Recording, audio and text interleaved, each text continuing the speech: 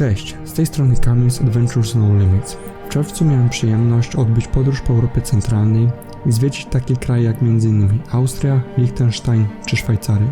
W tym materiale, w tym filmie, chciałbym pokazać Wam, jakie miejsca konkretnie odwiedziłem i przedstawić Wam informacje praktyczne, które moglibyście wykorzystać podczas planowania własnej wycieczki. Łącznie przejechałem prawie 3500 km samochodem, a w podróży spędziłem 12 dni.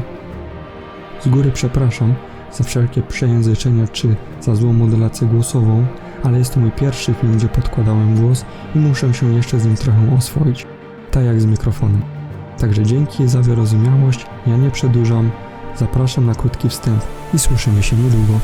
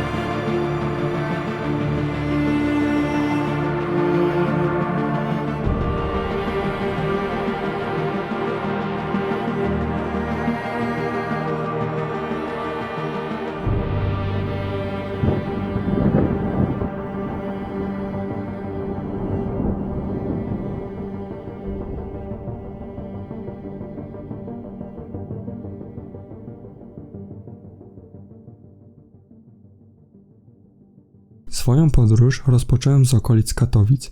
Założenie podczas wyjazdu było takie, by unikać autostrad poza drogą powrotną, która przebiegała przez Niemcy i Polskę. Ostatecznym miejscem, do którego chciałem się dostać, była Przełęcz Czwórka w Szwajcarii, która znajduje się na południu tego górzystego kraju. Pierwszym natomiast punktem na mapie, który sobie wyznaczyłem, to droga alpejska Großglockner w Austrii. Jest to jedna z najpiękniejszych wysokogórskich dróg na starym kontynencie. Potem odwiedziłem wodospady Kriml, które są jednymi z najwyższych w Europie. Następnie kierowałem się na południowy zachód, w stronę lodowca i lodowego pałacu w miejscowości Hintertux. Kolejnym miejscem, do którego się udałem, był Liechtenstein, gdzie zatrzymałem się w miejscowości Malbun. Stamtąd chciałem zdobyć szczyt Navkopf, który jest trzecim najwyższym szczytem tego kraju, lecz nie udało mi się go zdobyć, o czym opowiem w dalszej części tego filmu.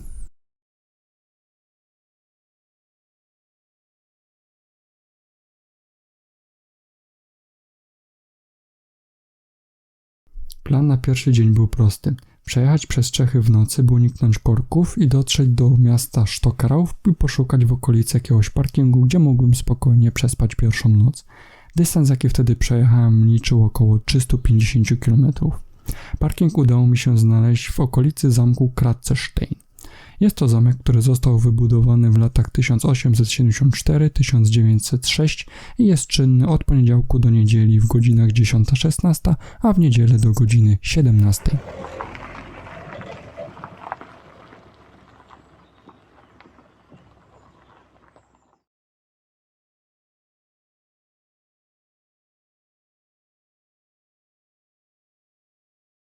Drugi dzień rozpocząłem od przejazdu bocznymi drogami do miejscowości Krems, gdzie zjadłem sobie śniadanko i ruszyłem w kierunku jeziora Almse drogą numer 309, a potem drogą numer 120 do słynnej mieściny zwanej Hallstatt, która słynie z pocztówek ukazujących miasto z kościółkiem przy jeziorze Hallstätter. Następnie udałem się do miejscowości Zell am See, gdzie z jednym z tamtejszych parkingów spędziłem kolejną noc. Tak oto wygląda parking niedaleko miejscowości Krems, gdzie się zatrzymałem, i z tego parkingu prowadzi ścieżka dosłownie 10 minut na pobliskie wzgórze, z którego rozpościera się ładny widok na miasto Krems, które liczy niecałe 25 000 mieszkańców. Po wrzuceniu czegoś na ząb ruszyłem na południowy zachód w stronę jeziora Almsee. Dojeżdżając w te okolice miałem przedsmak, co mogę zobaczyć w kolejnych dniach i jak wyglądają tutejsze góry, tutejsze Alpy. Warto tutaj dodać, że dojeżdżając do tego miejsca nie ma tam żadnego objazdu, dlatego jeżeli chcemy wrócić, jedyna droga to ta, którą przyjechaliśmy. No dobra, ale jak wygląda sprawa z parkingiem? Otóż parking jest darmowy i w dodatku duży. Naprawdę zmieści się tam wiele samochodów i nie powinniśmy się martwić, że nie znajdziemy miejsca. Znajduje się on tutaj, gdzie jest zaznaczone teraz tym kółeczkiem. Na miejscu jest także darmowa toaleta i z tego miejsca wychodzi większość szlaków, czy to na jezioro, czy na pobliskie góry. Jezioro Almsee ma powierzchnię około 85 hektarów, jego długość to niecałe 2,3 km, natomiast średnia głębokość nie wynosi zbyt dużo, bo zaledwie 2,5 metra. Ujście z tego zbiornika znajduje rzeka Alm. Okolica jest spokojna, ptaszki ćwierkają, jest dużo ławek, gdzie można usiąść i podumać. Również tutaj znajdziemy wyjścia na szlaki, które prowadzą wokół jeziora i które możemy obejść. Tutejszy obszar znajduje się pod ścisłą ochroną od 1965 roku, a w zimie całe praktycznie jezioro zamarza, podobnie tak jak Morskie Oko.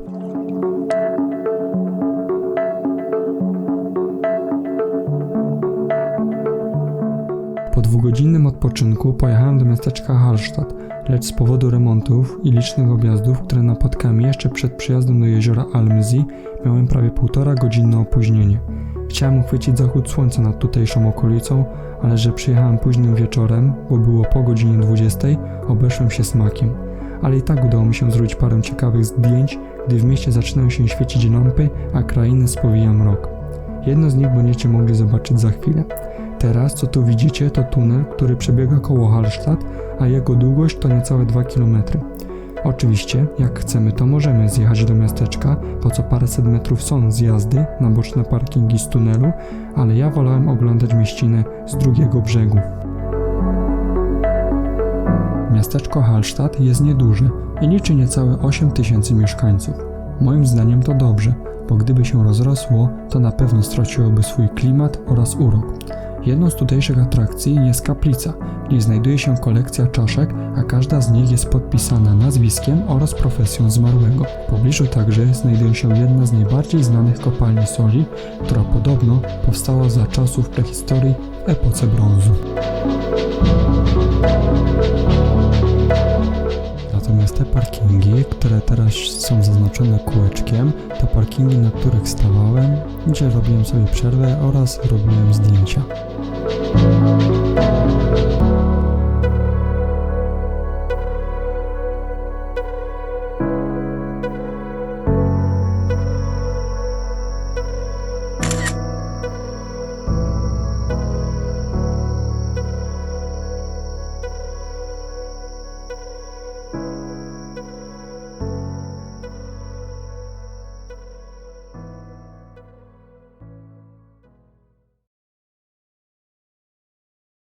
W kolejnym dniu wyruszyłem na drogę alpejską Großglockner, gdzie spędziłem cały dzień, ponieważ poza samą przejechaną drogą udałem się także do jeziora polodowcowego Pasterze.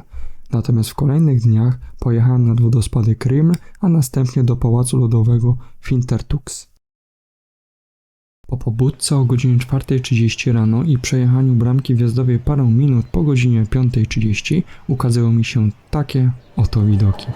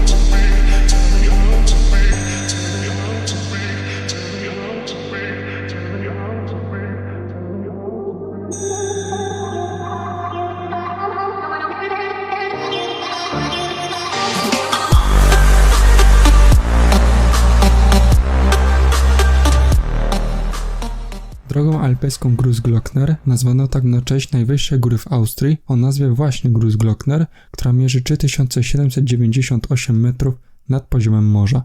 Leży na granicy Kartynii i wschodniego Tyrolu, wewnątrz Parku Narodowego Wysokich Taurów, którego powierzchnia wynosi 1856 km². Droga składa się z 36 zakrętów, a jej długość wynosi 48 km. Zanim przejdę do omawiania tematu samej drogi, na początek proponuję jeszcze krótką lekcję historii.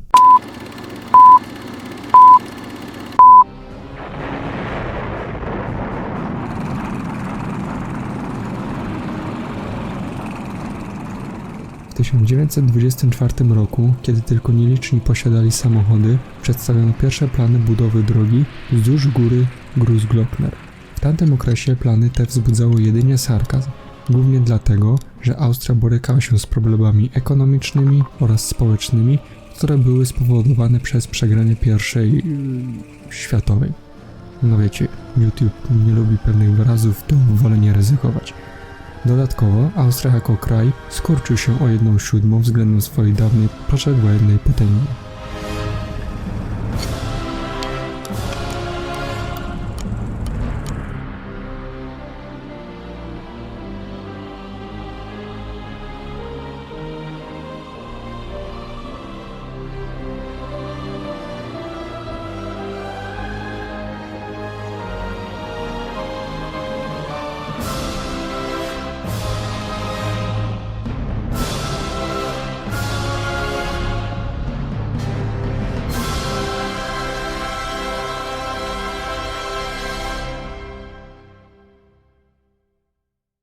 Dnia 29 października 1929 roku, kiedy doszło do krachu na nowojorskiej giełdzie, tzw. Czarny Wtorek, a następnie do Wielkiej Depresji, również w Austrii nastał kryzys ekonomiczny, dlatego kraj potrzebował projektu do walki z nieustannie rosnącym bezrobociem.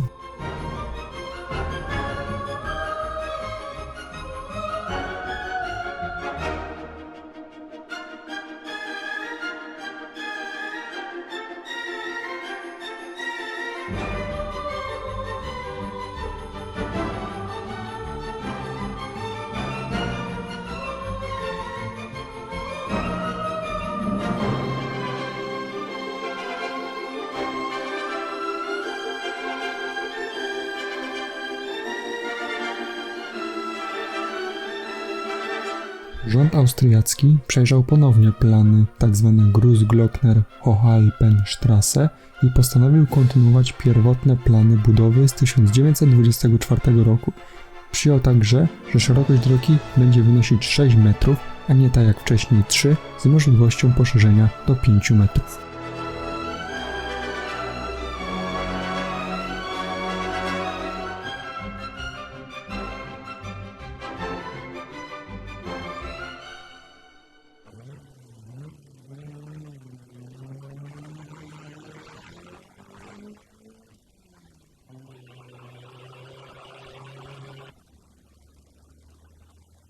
Oczekiwano, że turystyka spłaci koszty budowy drogi i zapewni stały dochód z opłat drogowych, ale nie tylko. Chodziło również o to, aby pobudzić turystykę tzw. high-end w Austrii. Dotyczy ona konsumpcji dóbr i usług wśród bardziej zamożnego społeczeństwa. Samochody w tamtych czasach były luksusem, na który mogli sobie pozwolić tylko bogaci obywatele.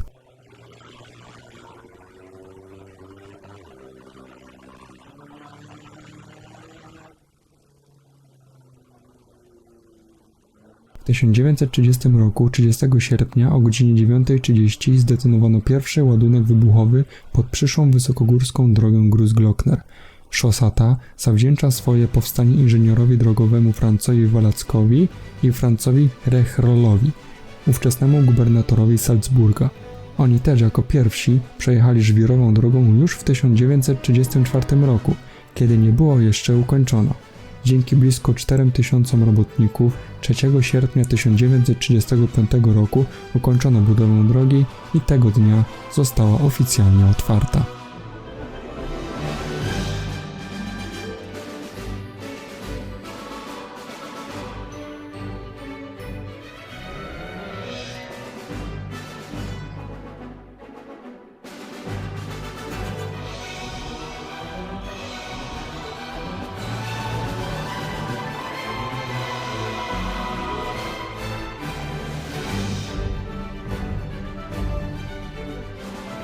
Wraz z poprawą sytuacji gospodarczej w Austrii i Niemczech po II światowej na drogach pojawiało się coraz więcej samochodów. W tamtym czasie drogę tą jeszcze bardziej zmodernizowano i rozbudowano, powiększono parkingi oraz dobudowano nowe, które miały pomieścić 4000 samochodów. Wcześniej było to tylko 800, a także poszerzono drogę z 6 do 7,5 metra. Podniesiono także maksymalną prędkość dopuszczalną na drodze z 40 do 70 km na godzinę. Z czasem również dobudowano nowe obiekty gastronomiczne i noclegowe.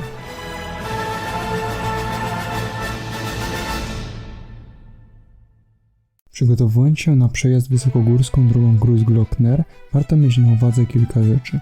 Po pierwsze, trasa ta jest zamykana podczas zimy i jest ona przejezdna dla turystów od początku maja do początku listopada.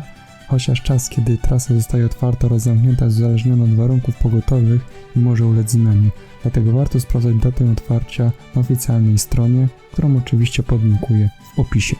Trasa oczywiście jest płatna i ja za przejazd zapłaciłem 40 euro, natomiast cena dla motocykli na czerwiec 2023 to wydatek rzędu 30 euro. Bilet jest ważny cały dzień, także nic nie stoi na przeszkodzie, że możemy zjechać z drogi, gdzieś do pobliskiego miasteczka, zjeść coś i potem z powrotem wrócić, jeśli najdzie nas taka ochota. W cenie mamy nie tylko przejazd za drogę, ale też mamy darmowe wejścia do tutejszych atrakcji, na przykład m.in.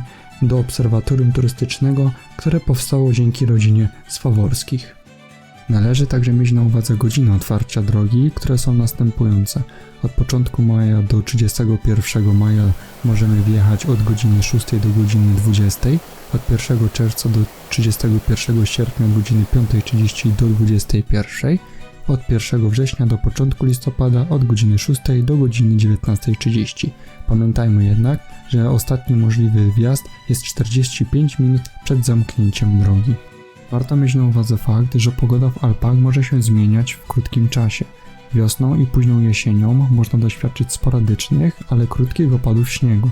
Dlatego warto pomyśleć o zabraniu ciepłej odzieży oraz solidnego, pełnego obuwia. Dla chętnych, którzy chcieliby spędzić parę dni w tym pięknym miejscu, nie będzie problemu ze znalezieniem noclegu w górskich hotelach czy tutejszych domkach. Ta popularna droga we wschodnich Alpach może być zatłoczona przez turystów w słoneczne letnie dni.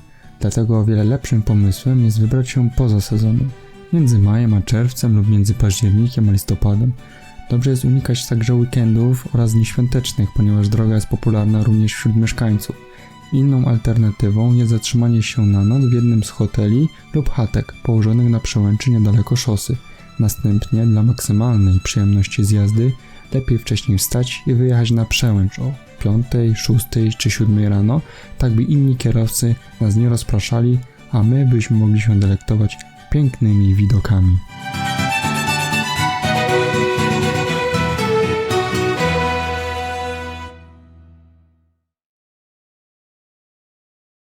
No dobrze, ale w jaki sposób dostać się na jezioro polodowcowe Pasterze?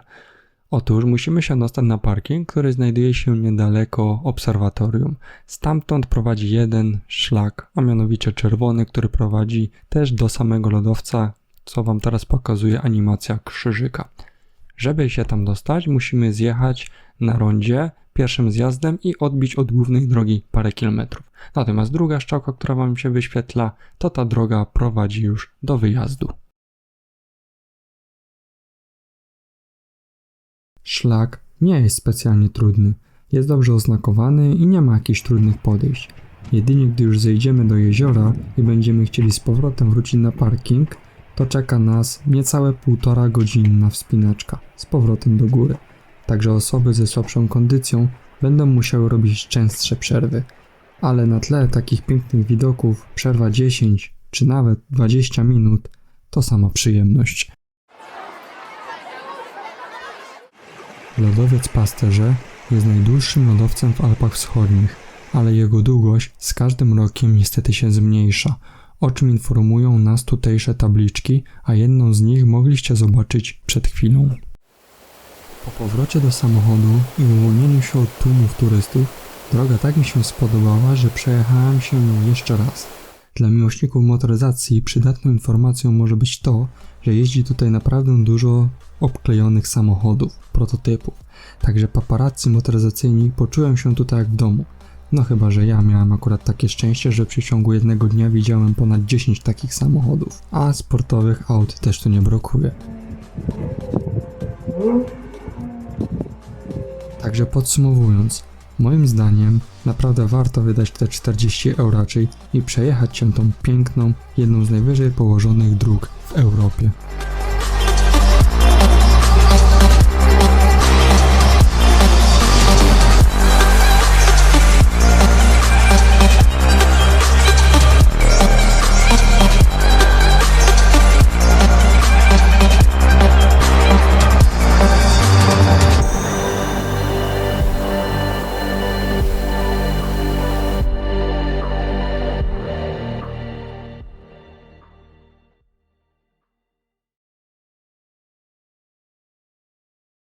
W czwartym dniu, tak jak już wcześniej wspomniałem, wybrałem się nad wodospady Krimml.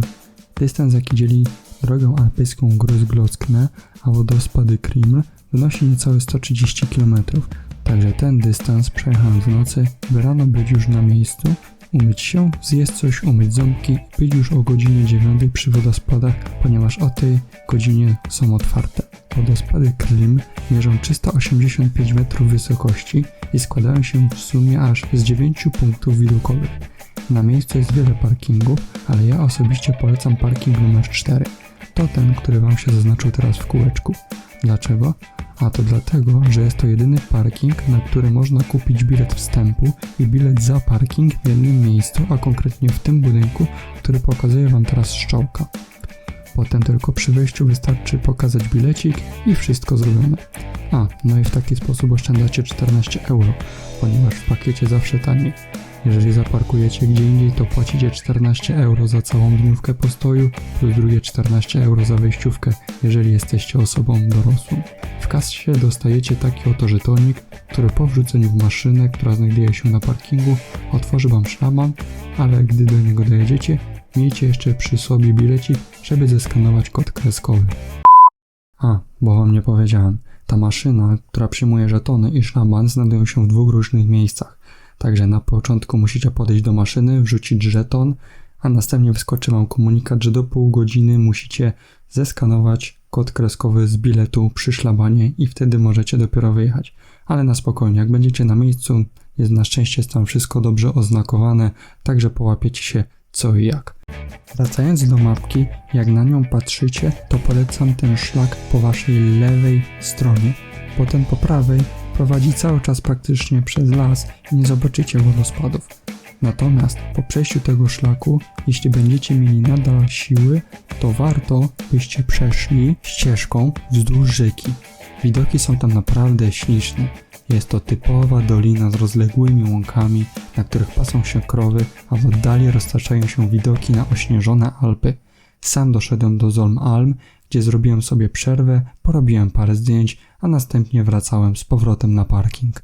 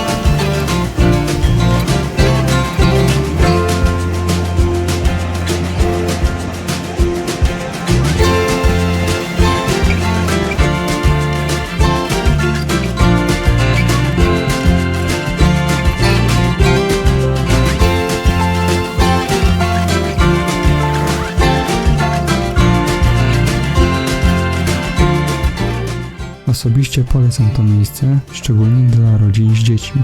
Mimo że było dużo turystów, to na szczęście szlaki oraz ścieżki są szerokie, jest sporo punktów widokowych i naprawdę czuć w tym miejscu siłę oraz potęgę wody, a bryza, która nas ochlapie, da nam miłe uczucie orzeźwienia w upalny dzień.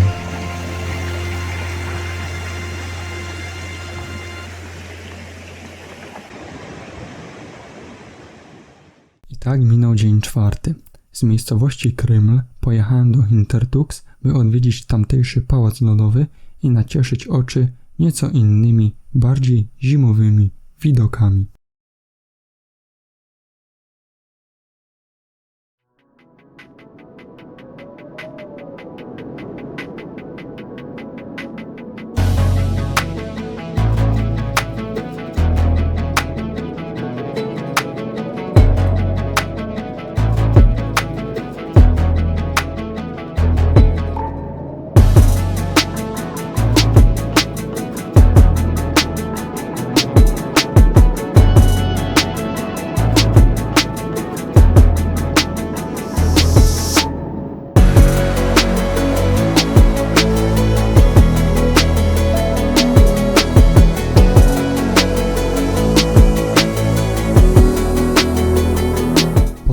Do miejscowości Hintertux i zaparkowaniu na tutejszym darmowym parkingu, o tutaj właśnie, udałem się czerwonym szlakiem na ostatni wyciąg, na ostatnie przęsło wyciągu, nie wiem jak to fachowo nazwać, także wybaczcie, na wysokość 2650 metrów nad poziomem morza.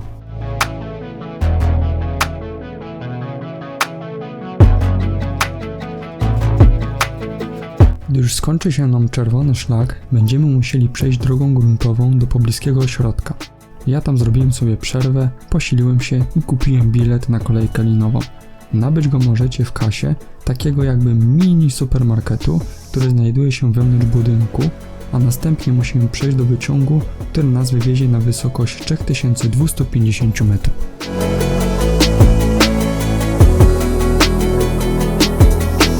Po dotarciu na miejsce, niedaleko stacji, znajduje się biuro w postaci kontenera, gdzie możemy kupić bilety do lodowego pałacu. W lodowcu, jakkolwiek by to dziwnie nie zabrzmiało, obowiązuje kilka zasad. Pierwsza, nie robimy zdjęć z lampą błyskową. Druga, trzymamy się poręczy i łańcuchów. I trzecia, nie dotykamy lodowca, żeby nie zanieczyszczać tamtejszego mikroklimatu.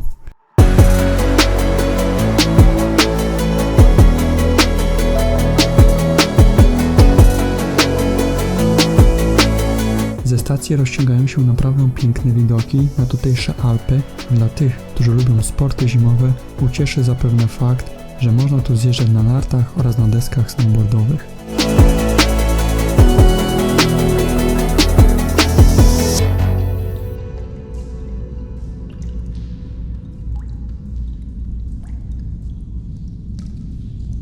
Podsumowując, to ogólnie było fajnie, ale myślałem, że jednak w lodowcu jest trochę więcej tych korytarzy, którymi można pochodzić, bo generalnie czas spędzony z przewodnikiem to niecałe 45 minut, ale takiego faktycznego chodzenia to było może około 15 minut. Reszta to było stanie i słuchanie przewodnika, który jednak swoją drogą ciekawie opowiadał, mimo że nie wszystko rozumiałem, bo oczywiście mówił po angielsku i po niemiecku na zmianę i miał poczucie humoru, także jest to dla mnie duży plus. Natomiast sama jazda kolejką to też ciekawe doświadczenie.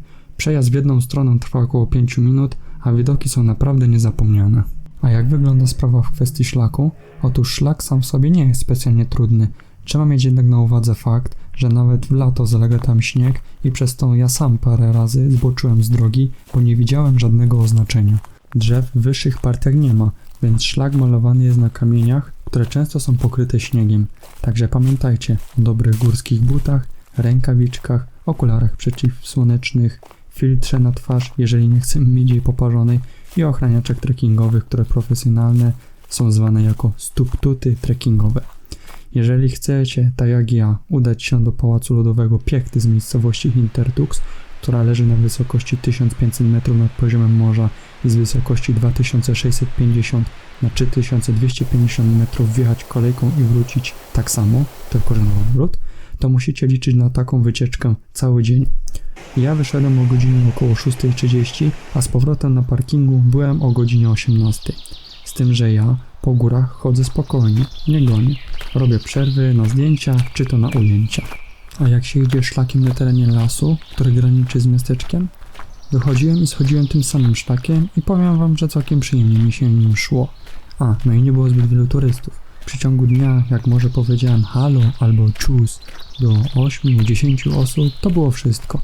Także polecam ten szlak tym, którzy tak jak i ja nie lubią przyciskać się między tabunami ludzi.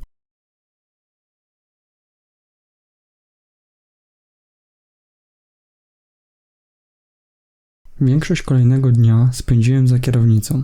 Powodem było oberwanie chmury na wysokości Innsbrucka, gdzie powyżej 50 km/h było trudno cokolwiek dostrzec, oraz 3 objazdy, gdzie potem sam 2 razy zabłądziłem, bo źle zjechałem.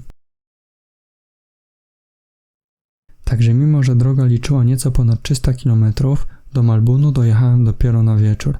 Na szczęście w Liechtensteinie pogoda zaczęła się poprawiać, dzięki czemu na parkingu mogłem na spokojnie przepakować się, by w kolejnym dniu zaatakować szczyt Navkopf.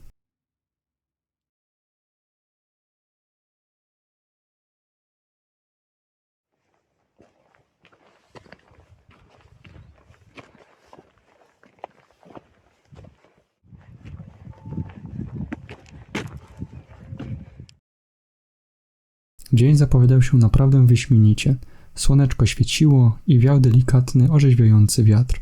Jeszcze przed pójściem spać sprawdziłem sobie trasę na telefonie. Oczywiście zakupiłem sobie mapę w wersji papierowej, taką jaką teraz widzicie na załączonym obrazku, ale osobiście jej nie polecam, ponieważ ma mało szczegółów i nie ma rozpisanych szlaków górskich. Ale i tak zabrałem ją na wszelki wypadek, gdyby z jakiegoś powodu padł mi telefon w górach.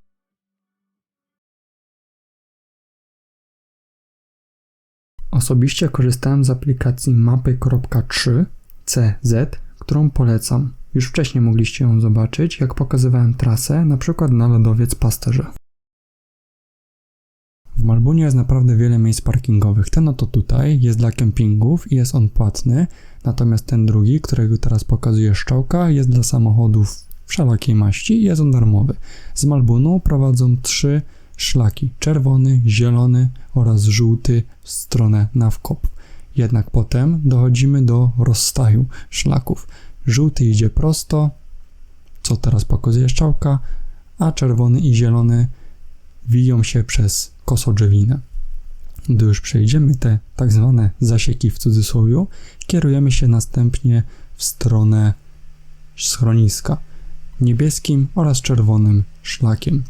Gdy dochodzimy do schroniska, w którym sobie również zrobiłem przerwę na śniadanie, udajemy się szlakiem zielonym oraz żółtym w stronę szczytu, który następnie zielony skręca w lewo, a żółty idzie dalej w prawo. No i tutaj niestety jakieś dosłownie 20 minut przed szczytem, gdzie Wam pokazuje się teraz animacja, niestety, ale musiałem zawrócić z powodu zbyt grząskiego śniegu oraz sam ratownik, który mnie zaczepił w schronisku, odradził, żeby jednak nie iść na szczyt, bo jest to jednak zbyt niebezpieczne.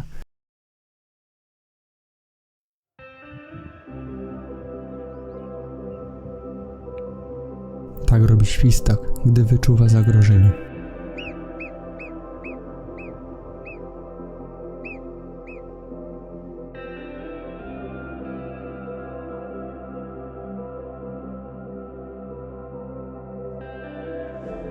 Na tym ujęciu możecie zobaczyć krzyż na szczycie Augstenberg, którego wysokość wynosi 2359 metrów.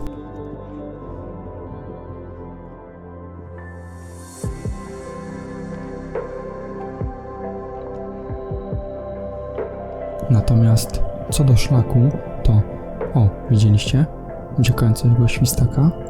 Taki mały, a tak szybko zasuwa. Wracając jeszcze raz do szlaku i do wspinaczki na Navkopf, jeśli chodzi o zestaw, jaki powinniśmy wziąć, to jest to dokładnie taki sam, jaki brałem na Hintertux. W obu przypadkach można jeszcze ze sobą wziąć dodatkowo kijki trekkingowe. Jednakże, co do samego wejścia na górę, to będąc w schronisku Fetzahute, o ile to dobrze wymawiam, podszedł do mnie tamtejszy ratownik. Porozmawialiśmy chwilę i doradził mi, żeby nie wchodzić na sam szczyt z powodu topniejącego śniegu. Doradził mi, że jak już, to najbardziej mogę jeszcze trochę podejść do góry, ale takim punktem zwrotnym będzie miejsce, gdzie o ile będę miał szczęście, spotkam koziorożce alpejskie, ponieważ dalej zacznie się śnieg i z takim dużym plecakiem i sprzętem będę się raczej zapadał z powodu ciężaru. Nie miałem niedosytu, że nie zdobyłem szczytu, bo jednak najważniejsze jest dla mnie to, by wrócić całym i zdrowym do domu i zachować zdrowy rozsądek. Jedynie co, to w drodze powrotnej, gdy zszedłem już do schroniska, spytałem ratownika, to w takim razie kiedy jest najlepsza i najbezpieczniejsza pora do wejścia na szczyt Nawkopf, jeżeli nie jest się zawodowym alpinistą. Odpowiedział mi, że najlepsza pora to między lipcem a końcem września. Podziękowałem za radę, kupiłem pamiątkę i wróciłem na parking do samochodu. Mimo że byłem nastawiony na podziwienie tamtejszych, cudownych, alpejskich widoków, to jednak najbardziej w pamięci został mi obraz koziorożców. W końcu nie na co dzień ma się okazję obserwować w spokoju przez ponad pół godziny dzikie zwierzę w jego naturalnym środowisku, jeszcze w dodatku z młodymi.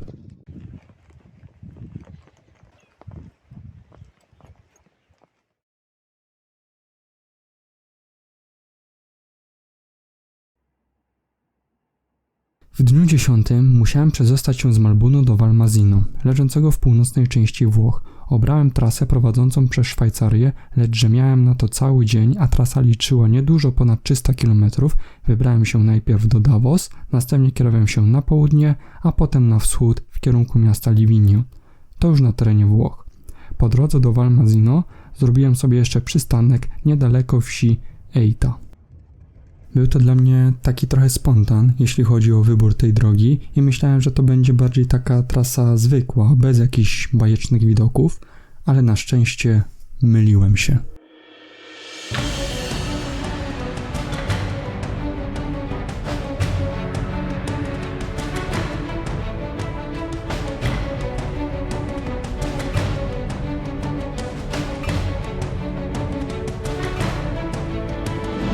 Droga numer 28, prowadząca z Davos do Zusz, jest uważana za jedną z najpiękniejszych dróg Szwajcarii, a niecałe 30 km asfaltowych serpentyn zostanie na długo w pamięci u niejednego kierowcy.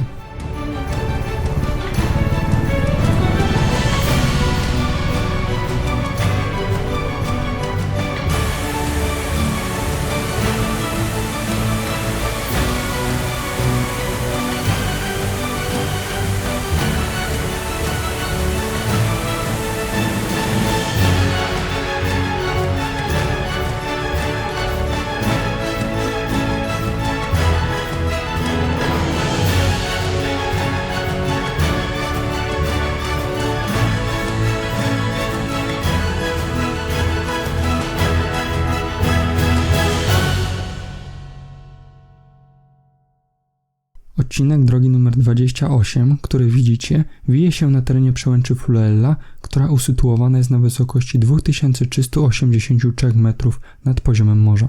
Warto mieć na uwadze to, że przez sporą część roku droga jest zamknięta z powodu zalegającego na niej śniegu. Jest to okres zazwyczaj od końca października do początku maja. Z ciekawostek mogę dodać, że odcinek drogi po raz pierwszy został otwarty już w 1867 roku, a nieopodal tejże drogi został w 1999 wydrążony tunel Vereina, który jest najdłuższym tunelem na świecie kolei metrowej, liczącym 19 km. Nie wiem jak dla Was, ale jak dla mnie, dla takich widoków warto zbaczać z autostrad.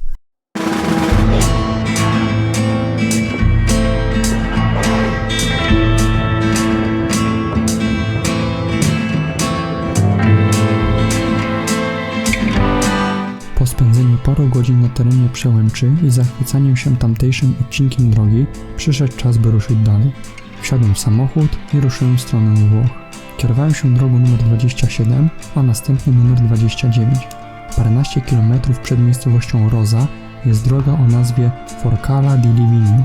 Jest to droga lokalna, dość wąska, ale przez to też mało uczęszczana, chociaż i tak sporo tam było motocyklistów, kiedy przejeżdżałem, która prowadzi do przejścia granicznego Szwajcaria-Włochy.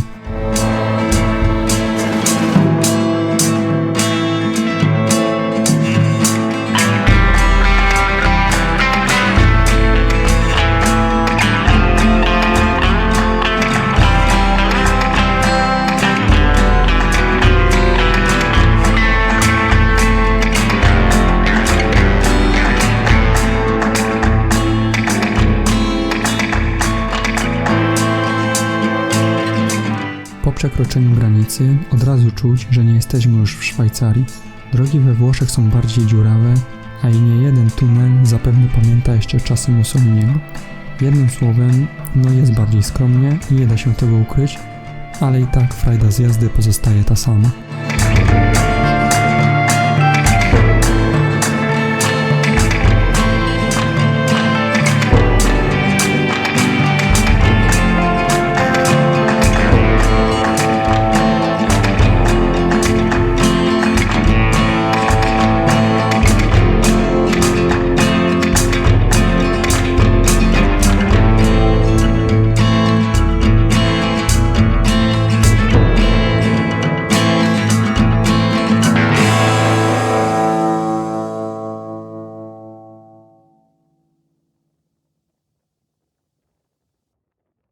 Po dotarciu do pensjonatu Sottobosco w miejscowości Valmasino, to powiem wam szczerze, że naprawdę wtedy poczułem się bosko. Po 10 dniach spania w samochodzie można było nareszcie wyprostować kości na dużym łożu, schodzić sobie napoje 2%, myślę, że wiecie o co chodzi, zrobić przepierkę i podładować sprzęt.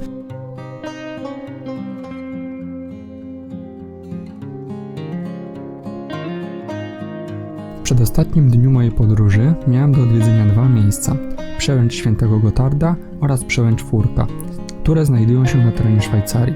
Trasę ustawiłem sobie tak, by przy okazji zobaczyć jeziora Lago di Como, a także Lago di Lugano.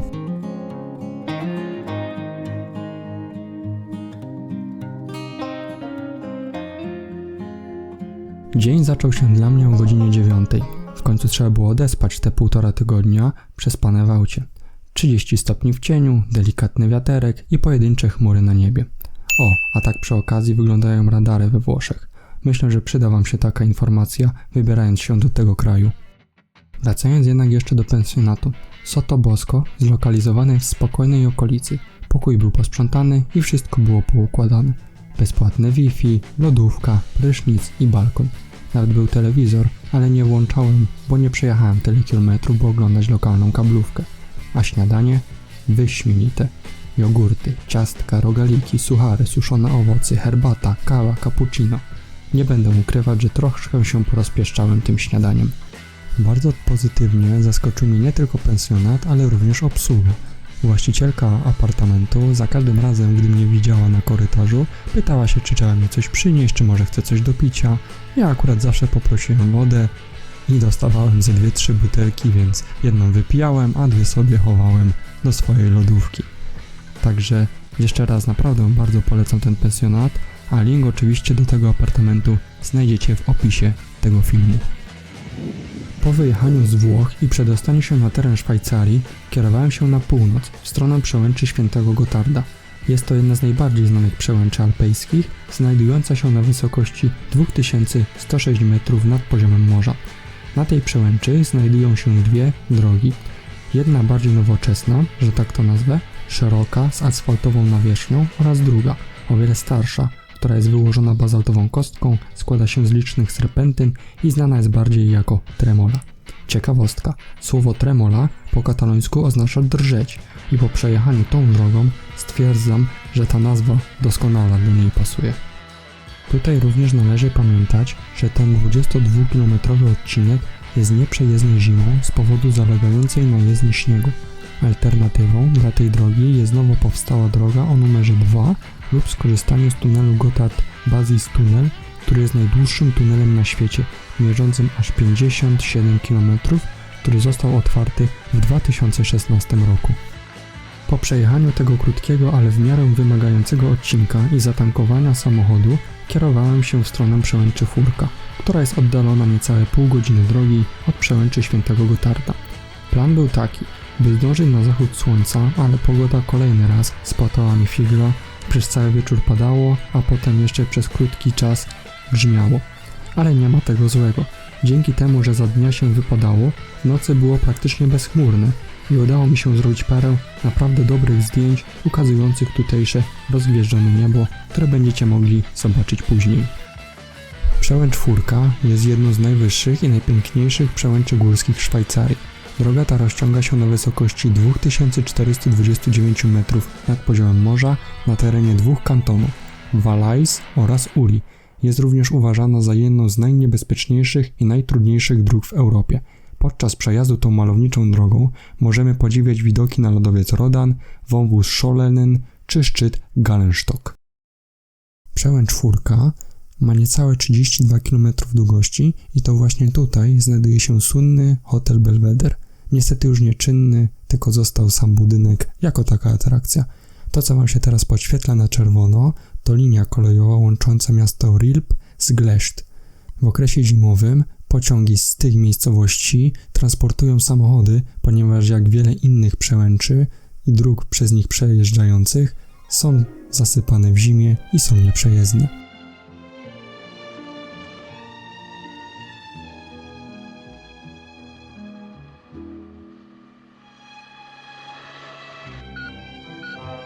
W 1964 roku ostre zakręty na przełęczy 4 przeszły do historii kina za sprawą sceny w filmie Goldfinger.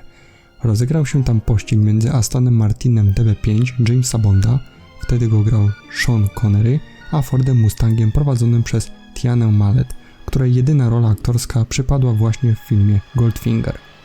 Scena ta została nakręcona przed lodowcem Rodan.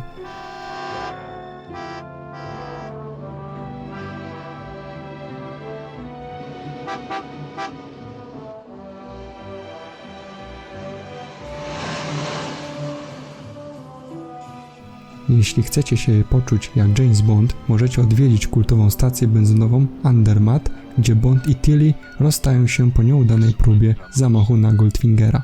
Obecnie jest to część hotelu Aurora. Jeden z zakrętów po wschodniej stronie przełęczy nosi nawet nazwę James Bond Strasse. Przy znaku znajduje się punkt widokowy z małym parkingiem.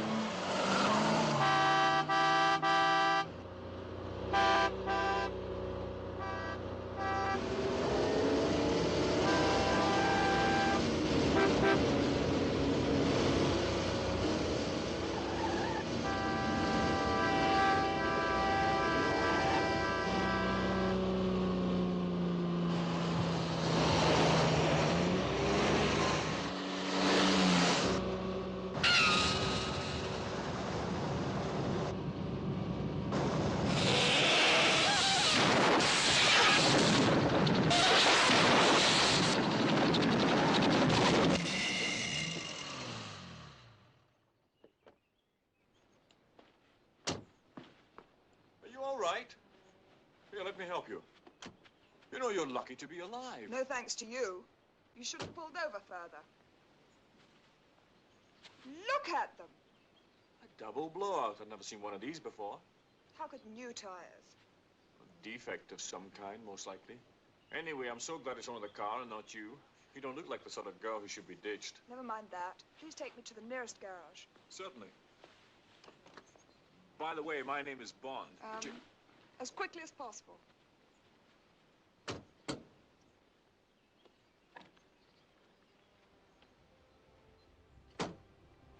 I'll take that. Yes.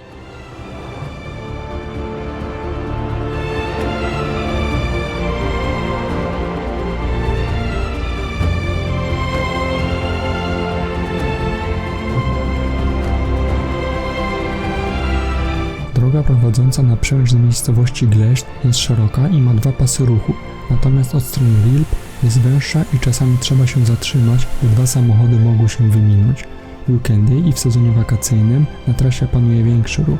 Co roku odwiedza tę drogę ponad 200 000 osób, które przejeżdżają na rowerach, motocyklach, samochodami czy autobusami.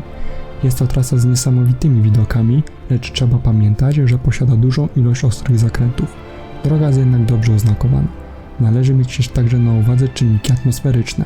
Podczas opadów deszczu jazda staje się trudna i konieczne jest zachowanie dodatkowej dozy ostrożności.